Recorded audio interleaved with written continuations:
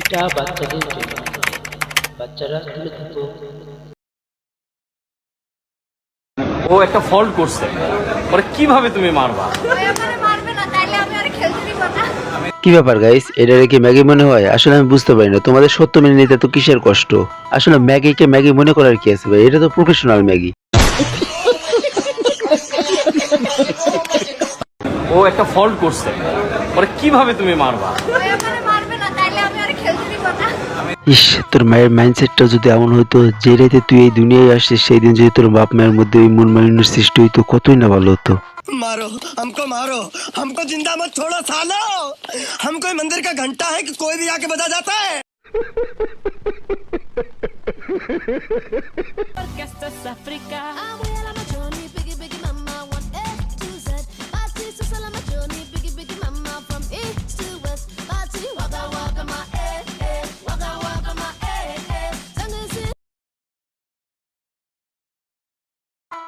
আচ্ছা আমি মানলাম তোদের খেলাধুলা কমপ্লিট হয় নাই, তার জন্য কি তোদের এইভাবে লাফালাফি করার কোনো প্রয়োজন আছে? তোরা ওয়ান ক্যামেরা চাইলেও খেলতে পারিস, কারণ বাঙালি আবার লিঙ্ক ভালোবাসে। আচ্ছা আপনি কি আইফোন ইউজার নাকি? হ্যাঁ। ও মাই গড, আইফোন ইউজার আপনি? হ্যাঁ। আপনি আইফোন কিভাবে কিনছেন এটা? কক্সবাজার থেকে। ওর সাইজ দেখে তো মনে হয় না যে ও 2-3টা শর্ট করার পর ঠিক মতো দাঁড়াইতে পারে। ইস, একটা আইফোনের জন্য কতই না কষ্ট করে। এদের জন্য 1 মিনিট নীরবতা পালন করা হোক। আচ্ছা আপনি কি আইফোন ইউজার নাকি? হ্যাঁ। ও মাই গড, আইফোন ইউজার আপনি? না, ও আইফোন ইউজার না, ওটা নোকিয়া ভার্সন 2। আসলে ভাই ডিরেক্টর কি পরিমাণ গাঁজা খাইলে যার চোখের সমস্যা তার চশমা দিয়ে আরেকজনের মিয়া খলি ফেসা যায়। What's up guys, this is বাইজি। Welcome to my channel roast ডিসেট।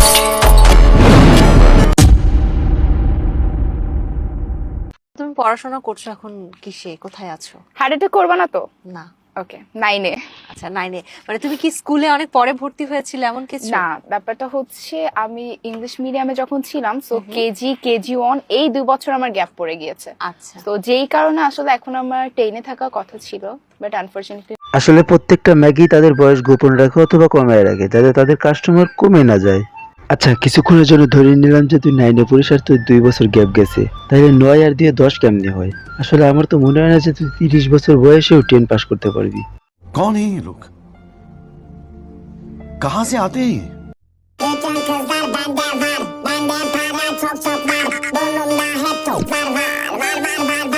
দেখো গাইস, সব জিনিস খারাপ ভাবে নিতে নেই। বাংলায় একটা প্রবাদ আছে, টিকি ডান্ডা টিকির চাও টিকির মতো হাত পাও। তো এরা এদের বাপ মায়ের মতোই হয়েছে।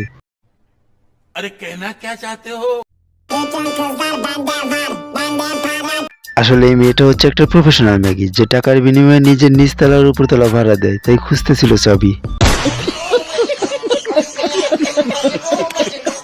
তোমার 1.5 লাখ টাকার অ্যান্ড্রয়েড আর আমার 20,000 টাকার আইফোন। C is brand. চেনা চেনা লাগে আবার রোস্টিং ও করে। এই ছেলে তুমি ওইটাই না যে বিয়ে বসছিল লাইলা আন্টির লগে?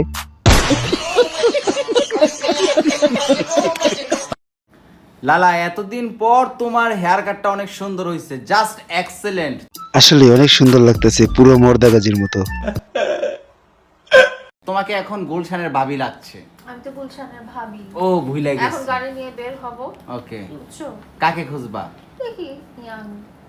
আসলে অল্প বয়সে বাল পাকাটা যেমন সমস্যা, তেমনি বেশি বয়স হয়ে গেলে সেই বালটা ঝরে না পড়াটাও সমস্যা। আসলে এদের মতো মহিলার জন্য আমরা ইয়াং জেনারেশন খুবই বিপদে আছি।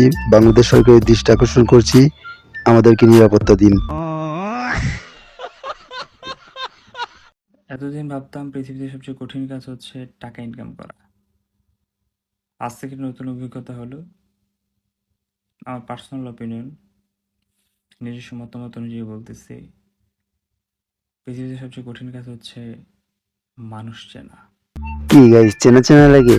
He is the biggest মাদারফাকার in Bangladesh, যার গানের প্লে লিস্টে 20-25টাই নেশার নৌকা। মানে আমেরিকার মানুষজন গবেষণা করছে মহাকাশ নিয়ে, আর এই চৌধুরী ভাই গবেষণা করছে গাজার নৌকা, নেশার নৌকা, বিড়ি। কি ভাই, अभी मैं गाली नहीं दे सकता। नहीं, गाली नहीं देना। अब फैमिली देखती है, वरना मैं ऐसे गाली दूं, ऐसे गाली दूं ना, जिंदगी भर याद रखें ये बड़े हुए। আমাদের দুইজনের ব্যাপারটাই আলাদা। বিয়ে না করেও জামাই বউ হয়ে আছি। আসলেই খুব সুন্দর, একটা লিঙ্গ ছাড়া সিংহ আর একটা হিজড়া, মানে তালায় তালায় সংঘর্ষ করলে কি হবে। তো গাইস, ভিডিওটা কেমন লাগলো অবশ্যই কমেন্টে বলতে চাইলে বলতে পারো, না চাইলে নাই। আর like, comment, share and subscribe অবশ্যই তোমাদের মন যদি চাই তাইলে করো, নাহলে সেটারও দরকার নাই। ওকে, বাই। देखो इन सबको, ये मुझे राजा नहीं मान रहे।